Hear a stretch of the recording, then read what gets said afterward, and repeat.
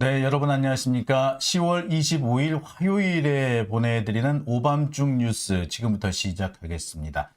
자, 제가 오늘은 좀 시작이 독특했죠. 예, 늘 제가 들려드리는 바비처럼 오늘은 조금 바꿔봤습니다. 지금까지는 그냥 고정되어 있는 어떤 배경화면 하나만 있었는데 오늘 제가 그동안 촛불 집회라든지 여러 가지 집회 현장의 모습을 그대로 담아 봤습니다. 어떻습니까? 여러분들이 보실 때, 예, 아마 여러분들이 다 참여하셨던 현장이 아닐까라는 생각이 드는데요. 저 많은 영상들, 글쎄, 한 번쯤은 써봐야 되지 않겠는가 싶어서 하나씩, 둘씩 가지고 와서 저렇게 붙여봤습니다. 조금 뭐 어설픈 면은 있을 것 같은데요. 그래도 그냥 맹탕 고정되어 있는 화면보다는 저게 나을 것 같아서 여러분들께 한번 띄워드렸습니다. 어떠신지 반응 보고요. 조금 새로운 걸로 좀 더 바꿔보거나 좀 더 좀 다듬어 보려고 합니다. 특히 가사가 지금은 없는데요. 가사까지 같이 넣어서 여러분들이 볼 수 있게끔 만들어 놓겠습니다. 영상이 너무 좋다고 하셨습니다. 소정님 감사드리고요. 자, 도전님, 장용진 기자님 힘내세요 하셨고요. 배경 너무 좋아요. 현장감 있어요. 현미쌀님 말씀해 주시고요. 건돌님, 내가 있었던 자리라서 좋은데요 라고 하셨고요. 새롭네요 하신 분들 계시고요. 좋아요, 좋아요. 예, 흰둥이 박경민님, 최수용님, 네, 안녕하십니까. 자, 오케이 윤님도 좋다고 하셨네요. 네, 자, 오늘 이렇게 제가 오늘 시작을 해봤습니다. 요즘 제가 돌아가는 여러 가지 상황을 보면서 참 재밌다라는 생각이 듭니다. 검찰을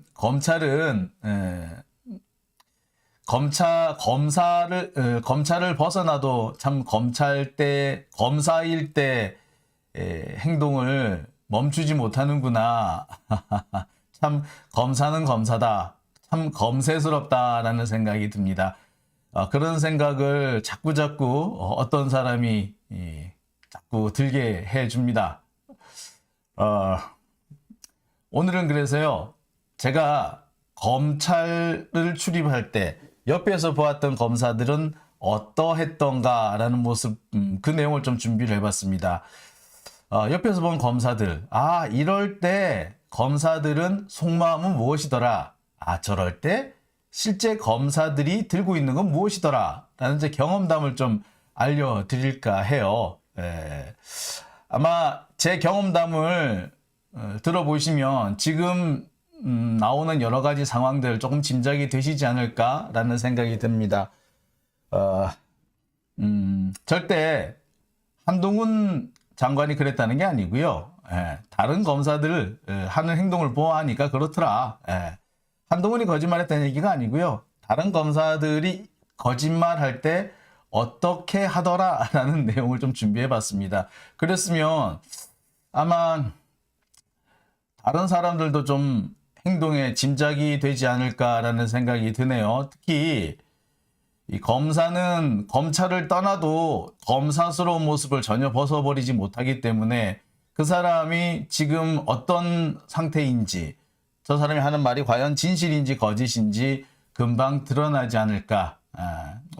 드러난다기보다 우리는 알 수 있지 않을까라는 생각을 해봤습니다. 그래서 한 가지 준비했고요. 자, 오늘 제가 준비한 얘기는 모두 4가지입니다. 첫 번째는요, 이재명 대표에 대한 수사 관련된 얘기입니다. 검찰이 김용 민주연구원 부원장을 구속했죠. 근데 구속영장이 예측하지 못한 상황에서 나왔습니다. 정상적이라면 기각되는 게 맞았는데 왜 발부가 됐을까? 그리고 그날 서욱 장관 역시도 구속영장이 발부돼서 구속이 됐습니다. 서욱 장관의 경우는 더더욱 직접 증거라는 것 자체가 없었고, 직접 증거가 존재할 수가 없었는데 단순히 전문 증거만 가지고 구속을 했다라는 게, 그리고 이게 과연 구속할 사안인가? 라는 생각이 드는데, 자, 그럼에도 불구하고 구속영장이 나왔습니다. 왜, 어떻게 해서 구속영장이 나오게 됐을까? 정말 판사는 법과 양심에 따라서 증거에 따라서 재판을 한 걸까? 자, 제가 그 내막을 좀 살펴봤습니다. 좀 안테나를 올려가지고요. 여기저기 좀 물어봤습니다. 어떤 일이 있었는지. 자, 제가 취재한 결과를 오늘 소개해드리겠습니다. 그래서 준비한 얘기, 물증도 없는데 구속영장? 검찰 전방위 압박작전, 서욱 김용 구속영장의 내막이라고 제가 첫 번째 준비를 했고요. 두 번째로 제가 준비한 사안은요. 지금 현재 검찰이 이재명 대표에 대해서 자신들은 아주 자신이 있다라는 식으로 나오고 있죠. 큰 소리를 뻥뻥 치고 있습니다. 조만간 이재명 대표가 붙잡혀 갈 것처럼 얘기를 하고 있죠. 하지만 검찰 수사에 정말 숨길 수 없는 구멍이 있다. 그래서 이재명으로 연결시키기에는 너무나도 부족하다라는 얘기를 좀 해드릴까 합니다. 그리고 무엇보다 지금 현재 검찰이 진행하고 있는 수사가 과거에 진행됐던 대선 자금 수사와 비교해 볼 때 너무 어설플 뿐만 아니라 너무 성급하다. 아니, 대선 자금 수사를 이런 식으로 하는 경우는 차마 본 적이 없었다라는 얘기를 좀 해볼까 합니다. 대선 자금 수사 가장 가까이 기억나는 것은 2008년 대선 자금 수사가 아마 여러분들 기억이 나실 거예요. 2008년 대선 자금 수사. 그때 이후에 대선 자금 수사가 그닥 진행된 적은 없었습니다. 왜냐? 사실 대선 자금과 관련해서 안전판이라는 게 생겼거든요.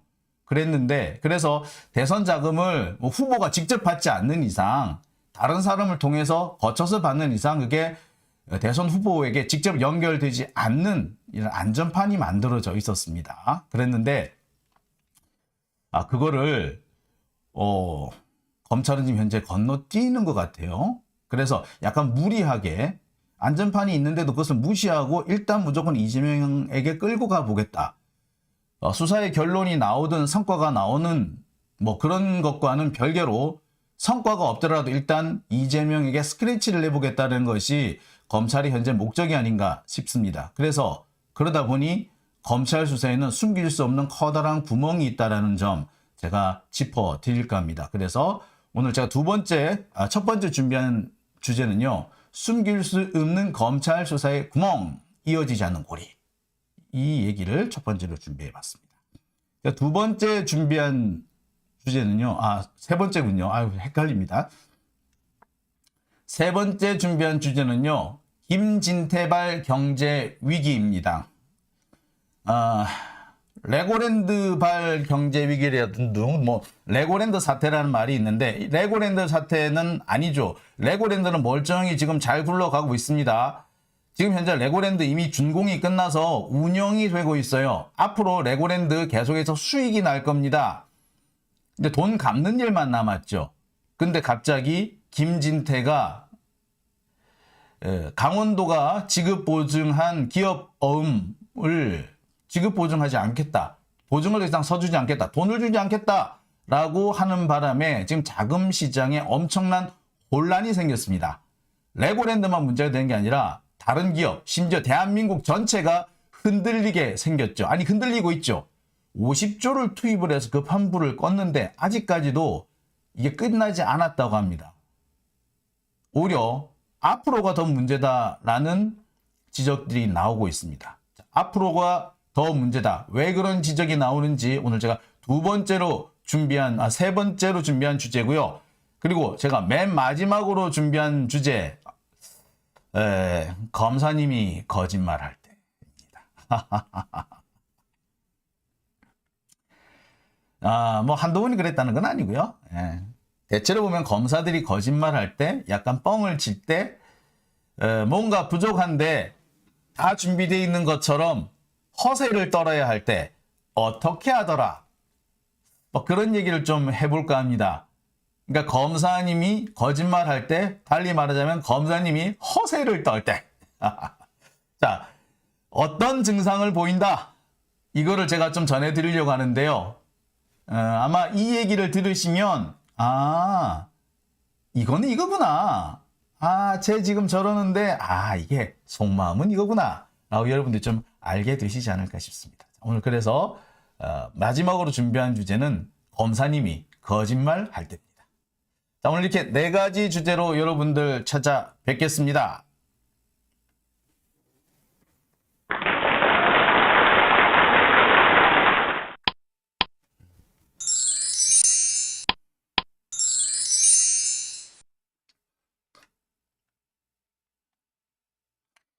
자, 오늘 검사님이 거짓말을 할 때 제일 마지막 주제로 준비하려고 했는데 가만히 생각해보니까 이거부터 먼저 해야 될 것 같아요. 여러분들 아마 이거 보시려고 오신 분들 많으시죠? 그러니까 예, 이거부터 좀 먼저 해보겠습니다. 자, 오늘 김재호님 회원 가입해 주셨네요. 감사드리고요. 최수용님 그리고 허국국님 네, 후원 감사드립니다. 자, 검사님이 거짓말을 할 때, 뭐 검사도 사람이니까 거짓말 할 때가 있겠죠. 그리고 검사가 뭐 단일체가 아니기 때문에 지들이야만 단일체라고 얘기를 합니다만 뭐 단일한 사람들이 아니라 각각 여러 명이죠. 검사가 만 2천 몇 명인가 뭐 3천 몇 명인가 된다 그러잖아요. 그러니까 그 3천 몇 명이 다 다를 겁니다. 개인차가 있을 겁니다. 하지만 대체로 보면 검사들이 이러한 특성이 있더라. 아니, 검사라는 직업상 이렇게 될 수밖에 없다. 특히 거짓말할 때 혹은 허세를 부릴 때 사건과 관련돼 가지고 있을 때 이렇게 말을 할 때는 거짓말이구나, 허세구나, 뻥이구나 이런 것들이 있습니다. 아주 너무나도 눈에 잘 띄는 지표 같은 게 있어요. 검찰 쪽 취재를 처음 하게 되면은 보통 검사들의 이런 허세에 잘 속죠. 근데 속지 않는 노하우가 제 나름대로 갖춰져 있습니다. 속지 않는 노하우. 가장 대표적인 게요. 여러분 가끔 보셨을 겁니다. 검찰은 혐의 입증에 자신감을 보이고 있다. 라고 얘기를 하죠. 근데 검찰이 혐의 입증에 자신감을 보일 때 치고 그렇게 성공적으로 수사가 끝난 적은 없습니다. 예를 하나 들까요? 여러분 옛날에 성완종 사태 기억하십니까? 경남기업 회장이자 또 국회의원까지 했던 성완종 씨가 스스로 뭐 극단적인 선택을 했습니다. 근데 그분이 마지막으로 메모를 남겼죠. 그리고 경향신문 기자와 인터뷰를 합니다. 그래서 장문의 전화 인터뷰를 해서 그 내용이 다 언론에 보도가 됐어요. 다 알게 됐습니다. 메모도 남겨서 누구한테 뭘 줬고 누구한테 얼마를 줬고까지 상세히 기록되는 메모까지 남겼죠. 그런데 그 사건으로 처벌받은 사람은 없습니다. 가장 아슬아슬했던 사람이 사실은 홍준표였는데 홍준표 돈 안 받은 걸로 끝났죠. 예, 그 다음에 이완구 글쎄요 이걸로는 처벌 안 받았어요. 자, 왜 이런 일이 벌어졌을까요? 그런데 그때도 검찰은 혐의 입증에 자신감을 보인다 뭐 이런 얘기 많이 했었습니다. 또 한 가지 얘기를 할게요. 과거에 이른바 살인사건이 하나 있었어요. 무슨 사립학교인데 이 사립학교에 원래 재단 재무담당 이사를 하셨던 분인데 갑자기 납치돼서 살해됩니다. 이분을 살해한 범인은 시신을 강원도 춘천까지 가지고 와서 안매장하려다가 결국 들키게 되는데요. 경찰 수사 결과 그 살인범들은 바로 피해자가 원래 근무하던 사립학교의 이사장의 지시를 받고 범행을 저지른 걸로 이렇게 수사 결과가 나왔습니다. 하지만 최종적으로 이 사립학교 이사장은 무죄 판결을 받았어요. 그때도 검찰 뭐라고 얘기를 했느냐? 혐의 입증에 자신감이 있다, 자신이 있다. 그때도 그랬어요. 혐의 입증에 자신감을 보이고 있다.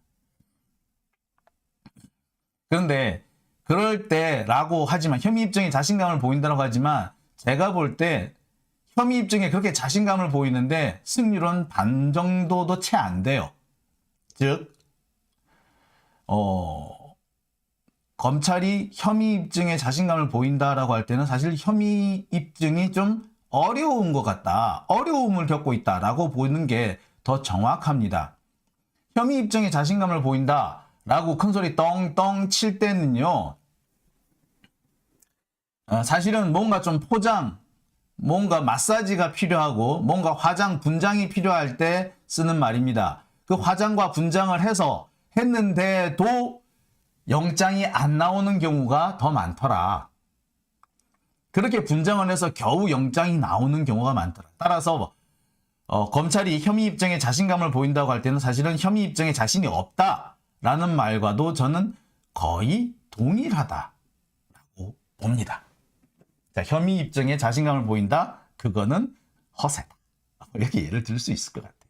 자, 이런 건 뭐 가장 대표적이고 많이 드러나는 얘기입니다. 뭐 아는 분들 이거 같은 경우 이 부분에 대해서는 아시는 분이 되게 많을 거예요. 자, 그런데 여기서 한 단계 좀 더 나가 보겠습니다. 조금 더 검찰이 거짓말을 할 때, 오버할 때, 허세를 부릴 때 어떻게 하는지 자, 한번 보여드릴게요. 자, 먼저 최재경 검사장에 대해서 좀 얘기를 해볼까 합니다.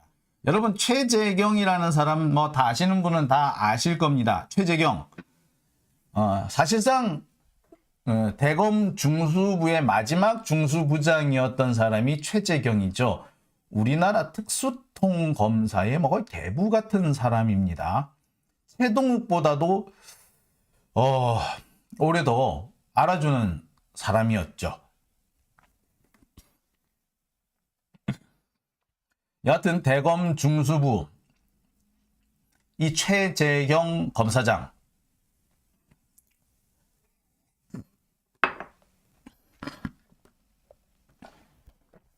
이 최재경 검사장은요 생긴 건 약간 좀 우락부락하게 생기고 되게 거칠어 보이게 생겼는데 의외로 되게 점잖아요. 점잖고 예의가 바릅니다. 그리고 상대방에 대해서 이렇게 함부로 하진 않아요. 예를 들어서 오보가 나온 경우에도 오보라고 짜증을 내는 경우는 있지만 얘기를 하잖아요. 그럼 되게 선선하게 전후 사정을 설명을 잘 해줘요. 그래서 되게 선선하게 설명을 해주면은 정말 그런가? 라고 보통 그 사람 말에 귀를 기울이게 되죠. 뭐 검사가 아니라 보통의 사람의 경우도. 이렇게 설명을 다 해주고 고쳐달라고 되게 정중하게 얘기를 합니다.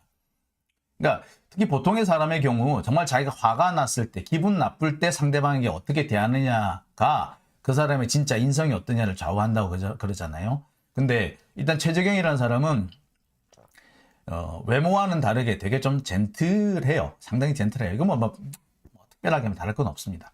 그런데 바로 이 너무나도 젠틀했던 최재경, 이 최재경이라는 사람이 자신의 진가를 제대로 보여준 사건이 한 번 있었습니다. 자, 어떤 사건이었느냐고요? 제가 알기로는 이 최재경 검사장이 서울중앙지검 3차장일 때였던 것으로 알고 있습니다. 당시 주수도 사건이라는 게 있었어요.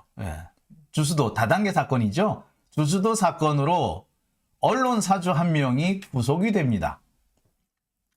자, 이 사람이 구속이 되니까 이 사람은 자기가 언론 사주인데 구속이 되니까 얼마나 당황했겠어. 그러니까 온갖 연줄을 다 동원해가지고 최재경을 만나려고 합니다. 그게 특수부에 붙잡혔기 때문에 특수부를 관장하는 사람이 이제 서울중앙지검 3차장이었거든요. 중앙지검 특수부를 관장하는 서울중앙지검 3차장.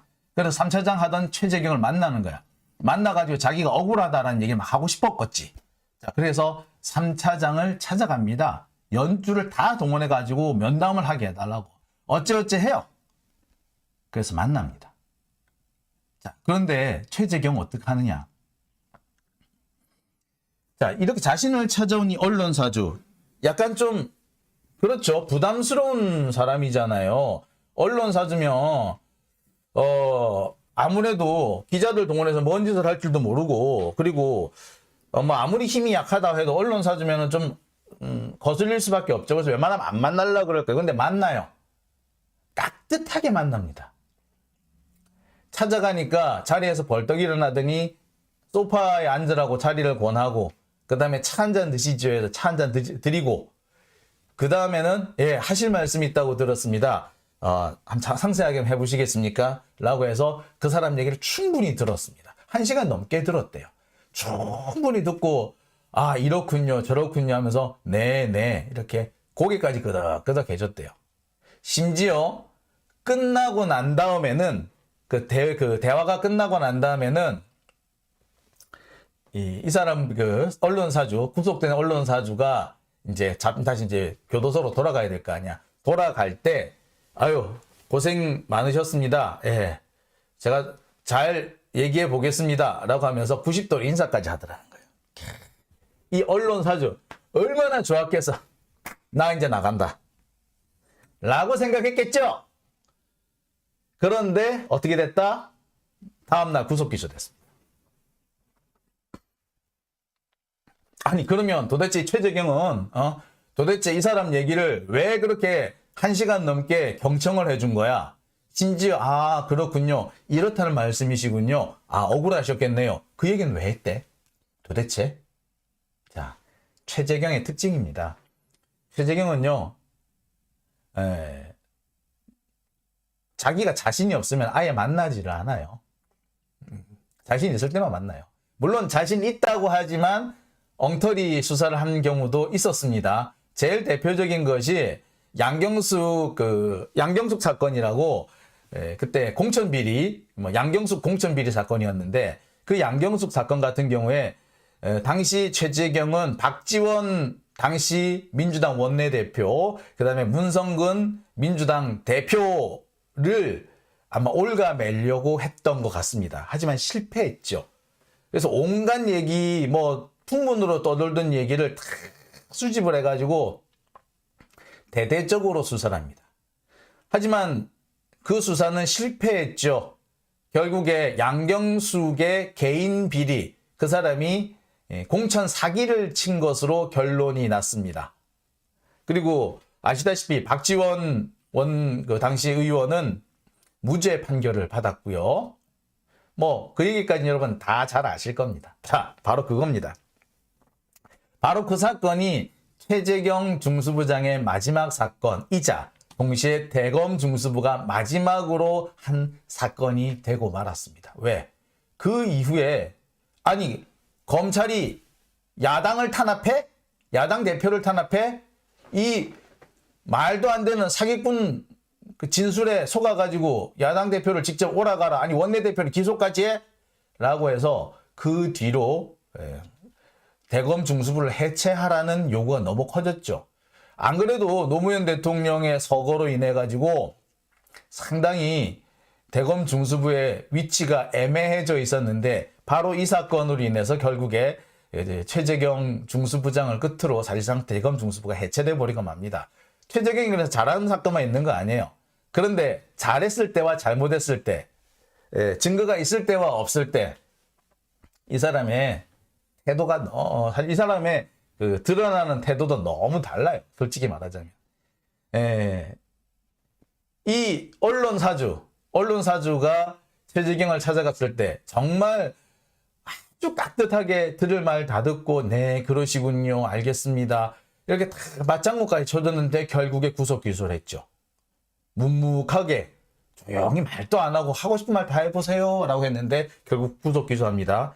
반면에 양경숙 사건에서 최재경 중수부장, 당시 중수부장은 정말 자신 있다고 얘기를 했어요. 그러면서 뭐라고 얘기했느냐? 검찰이 이런 걸 수사를 안 하면 뭘 수사를 하겠습니까? 라고까지 얘기를 했어요. 큰 소리 떵떵 쳤죠. 그런데 수사 결과는 어찌 됐다? 정반대로 나왔습니다. 물론 차라리 최재경이 어떤 면에서 나은지도 모르겠어요. 최재경은 적어도 수사 실패했으면 실패했다고 인정을 하셨으니까. 당시 양경숙 사건에서 자신이 수사 다 못했다. 실패했다. 잘못 들어왔다라고 인정했었어요. 그러면서 뭐라고 하는 게 아니라 검찰이 해야 되는 것은 떠드는 풍문이고 의혹이 제기돼 있으면 그 의혹을 풀어보는 게 의혹을 확인하는 게 검찰의 역할 아니냐. 그게 수사 아니냐라고 변명은 하긴 했습니다만 그래도 어쨌거나 아닙니다. 라고 털고 나갔습니다. 별건 구속 이런 거 안 했어요. 별건 이 사람이 하려면 했겠지. 자, 여기서 보듯이 최재경 검사는 정말 자신 있을 때는 상대방의 얘기, 피의자든 참고인이든 묵묵히 들어줍니다. 말 안 해요. 하지만 약간 좀 본인 스스로도 약간 뭔가 좀 미심쩍을 때는 약간 오버하는 그런 경향이 있었다. 아마 본인도 모를 수도 있어요. 하지만 옆에서 본 이 사람의 모습은 그러했습니다. 자, 최재경은 이러했고요. 김수남 전 검찰총장 얘기를 해죠.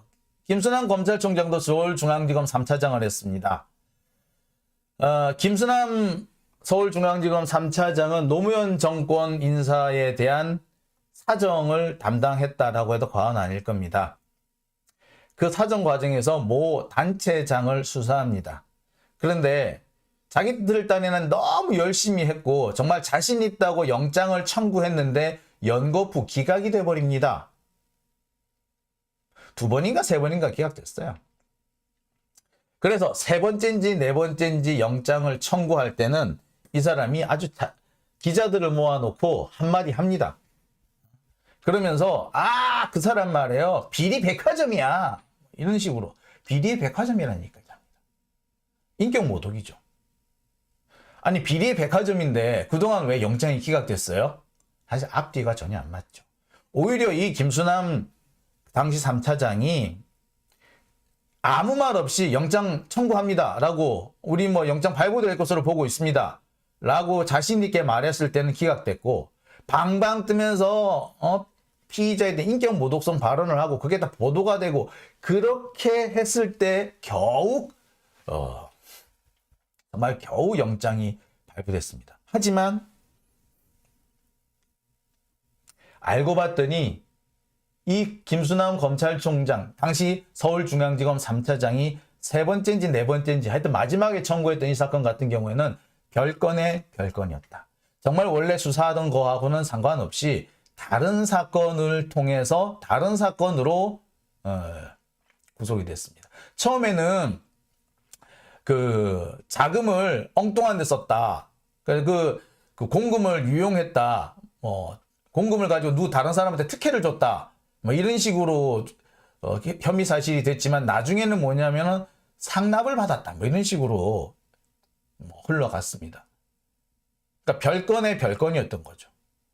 별건 수사 끝에 결국에 뭐 하나를 찾아서 기소를 했고 그게 결국에 유죄가 났습니다. 그러니까 그게 3번째인 거야. 그러니까 첫 번째, 2번째 기각되니까 3번째는 얼마나 불안했겠어. 그러니까 미리 기자들을 모아놓고 비리 백화점이니 어쩌냐면서 인격 모독성 발언한 겁니다. 왜 그랬다?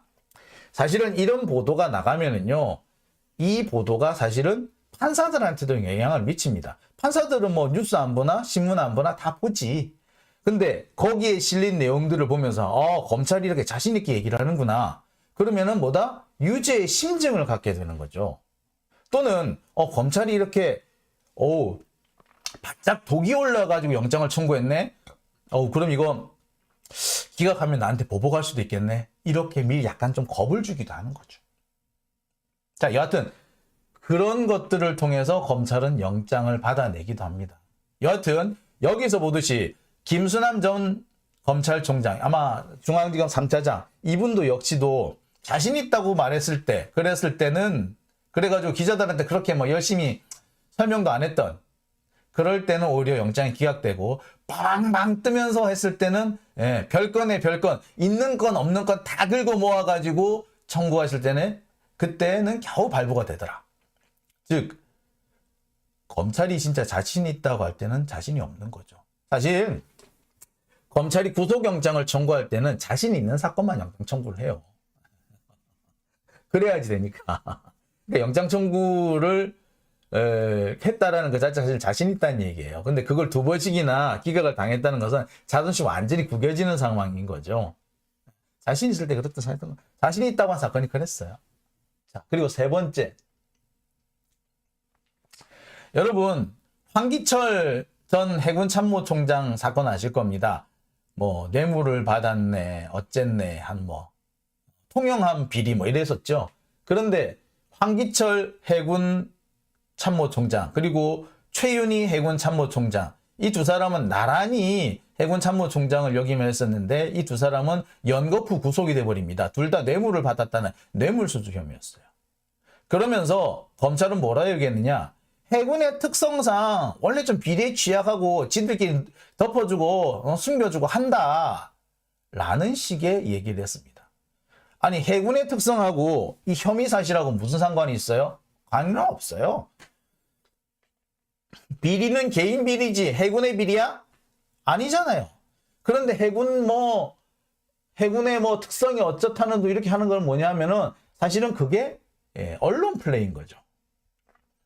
꼭 구속이 되어야 한다라는 거, 그걸 강조하기 위해서 이렇게 설친 겁니다.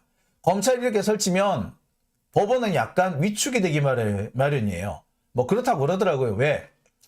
검찰이 저렇게 독을 잔뜩 품고 덤벼드는 때 저런 사건을 영장 기각해버리면 이 검사가 어떤 형태로든 간에 나한테 보복하지 않을까? 해코지하지 않을까라는 걱정을 해요.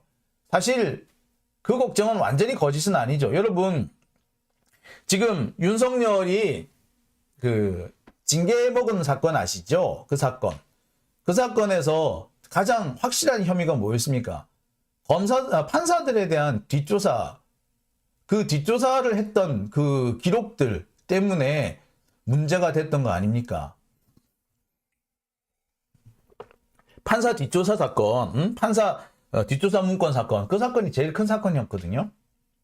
자, 그런 형태로 아니 검사들이 내 뒷조사를 하고 있다고? 예. 누구나 위축될 수밖에 없고요. 겁 안 먹을 수가 없습니다. 특히 판사님들 의외로 이렇게 좀 강단이 없는 분들이세요. 그 강단이 센 사람들은 아니에요. 사실 솔직히 말씀드리면 그래요.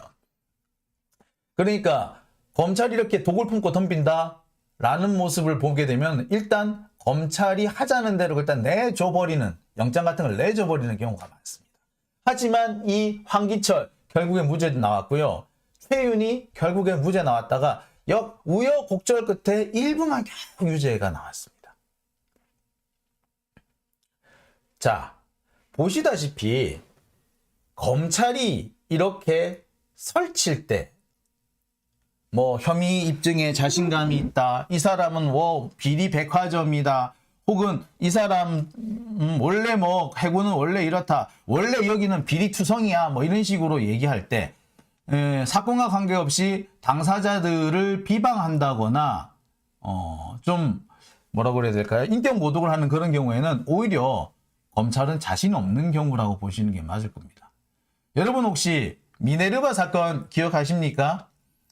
미네르바 사건, 한국 외환위기 상황이다 라는 허위 사실을 인터넷에 유포한 혐의로 기소가 됐던, 구속될 뻔도 했었어요. 구속됐었던가 아마 그럴 겁니다. 근데 그때 같은 경우에도 검찰에 아주 자신 있어 했어요. 거짓말했다, 허위사실 유포한 건 확실하기 때문에 정보통신망법 위반이다 라고 했습니다. 하지만 결국 미네르바는 무죄 석방됐어요.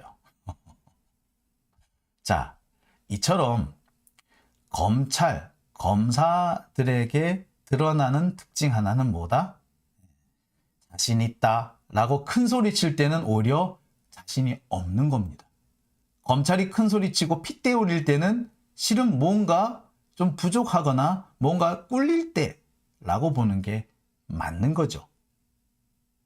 꿀릴 때입니다. 오히려 묵묵하게 할 말만 간단하게 하고 끝나는 경우, 그런 경우는 오히려 유죄 입증되는 사례가 더 많습니다. 오히려 자신 있는 거지. 특히 여러분 보세요. 무슨 살인 사건이니 이런 사건들 쭉 나오는 거 보세요. 그런 사건들 중에서 그런 거는 증거 같은 게 너무나도 확실하잖아요. 그럴 때 검찰이 떠드는 거 봤어요? 절대로 안 떠듭니다.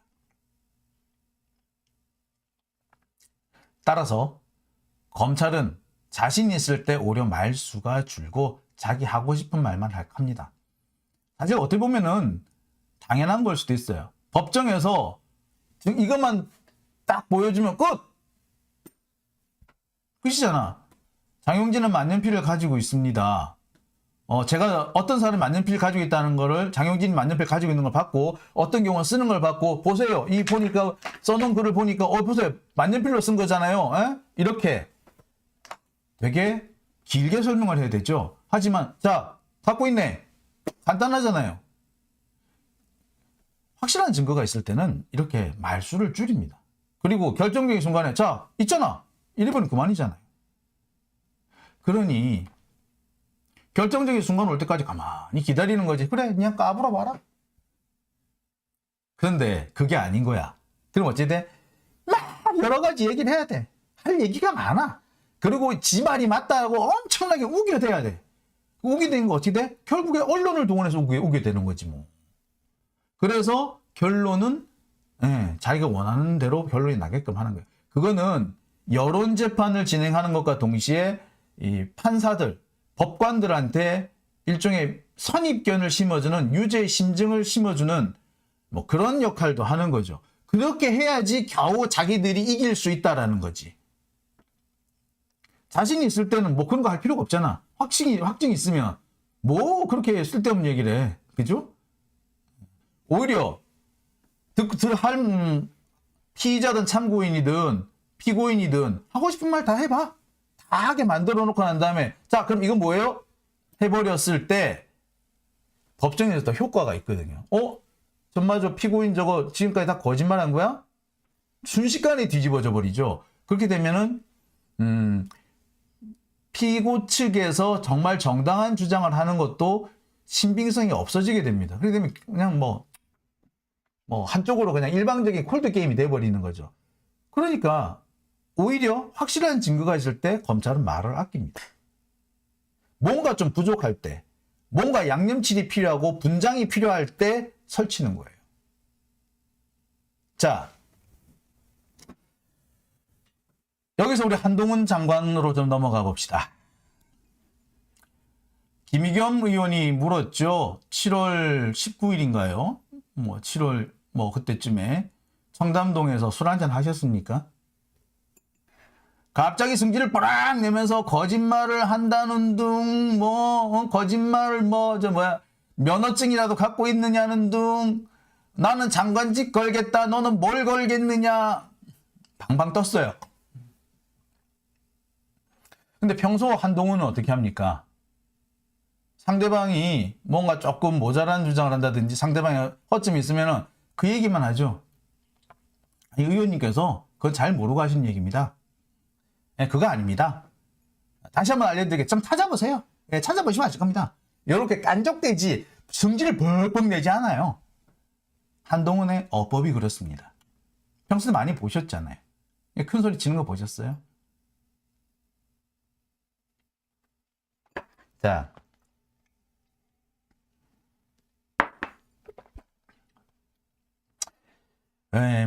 멀리 갈 것도 없이 윤석열을 봅시다. 바이든 새끼 파문 났을 때 새끼라고 안 했다며.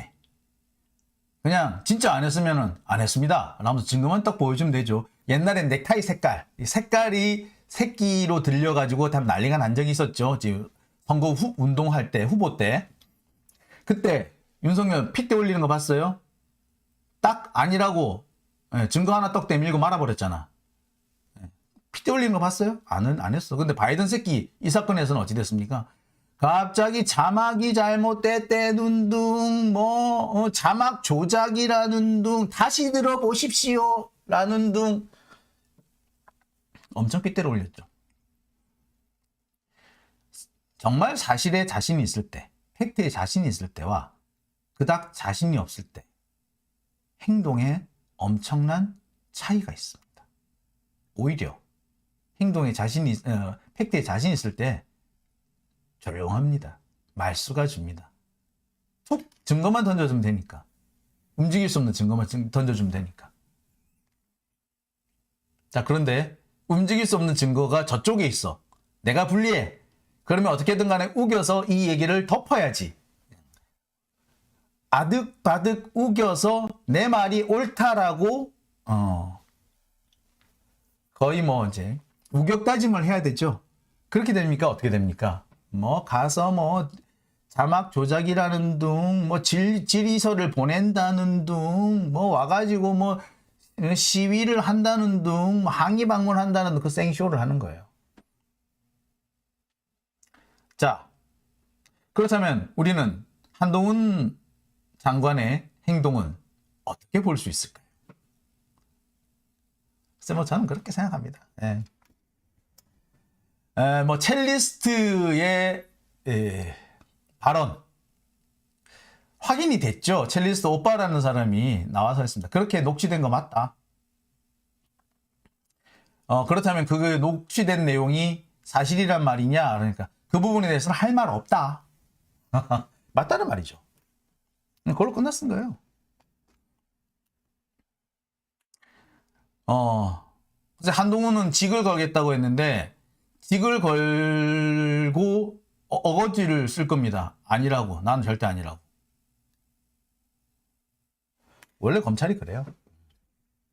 분리할 때 오히려 큰 소리 치는 그게 검찰입니다. 한동훈 뼛속부터 검찰입니다.